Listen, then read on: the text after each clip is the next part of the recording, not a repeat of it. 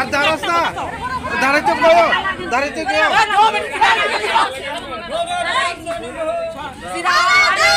Shrikrishna